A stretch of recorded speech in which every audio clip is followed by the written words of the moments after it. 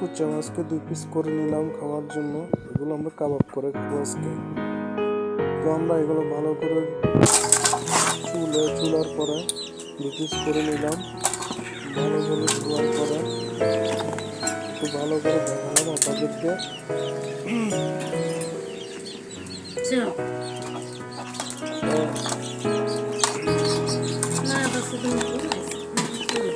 আমার গাছ ভিডিওটা শুরু করা যাক। এই মাছগুলোকে সুন্দর করে কাবাব করার জন্য আমরা ঠিক মতো লবণ, নুন, হলুদের গুঁড়া, মরিচের গুঁড়া, মশলা, তেল দিয়ে এগুলোকে ভালোভাবে মাখিয়ে নিই।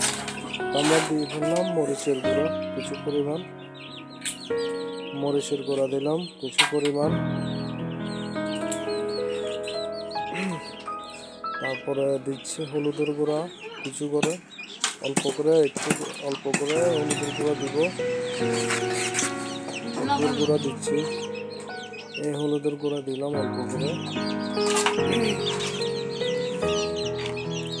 তারপরে দিব মশলা, কিছু পরিমাণ মশলার গুঁড়া দিব, মিক্স মশলার গুঁড়া দিব কিছু করে, একটু করে মজা পাওয়া যায়। মজা হওয়ার জন্য মশলার গুঁড়া দিব, লবণ দিব, একটু করে লবণ দিচ্ছি,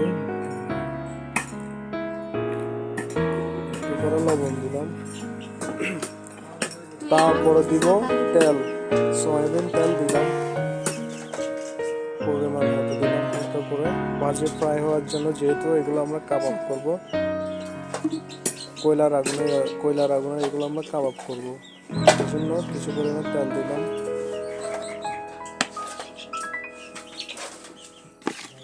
তেল দেওয়ার পরে এগুলো ভালো করে মিক্স করতেছি, মাখতেছি।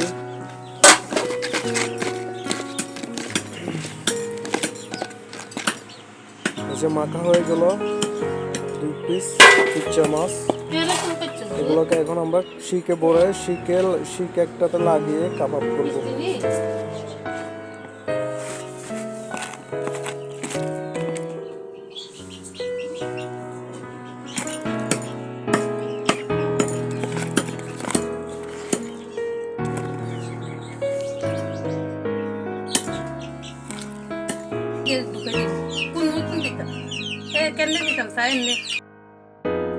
তো গাইস, মশলা মাখানো মাছগুলোকে ঠিকমতো আমরা শিকে ভরে নিলাম।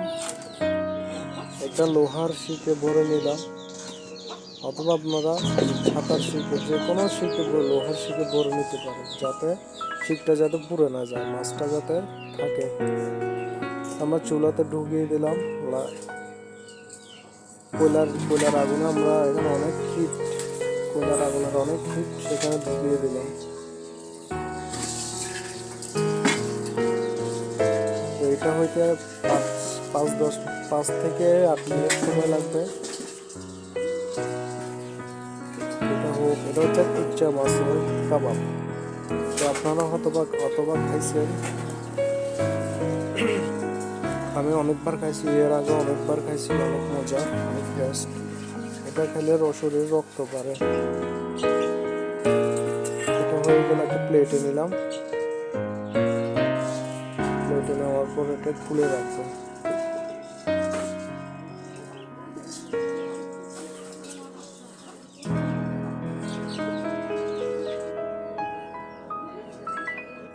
সো গাইস, প্রথম পিস হয়ে গেছে আমাদের, দ্বিতীয় পিস আবার শিকে লাগালাম। শিকে লাগিয়ে ভালো করে চুলাতে বসিয়ে দিলাম। চুলা থেকে বের করার পরে হয়ে গেল আমাদের 2 পিস কাবাব।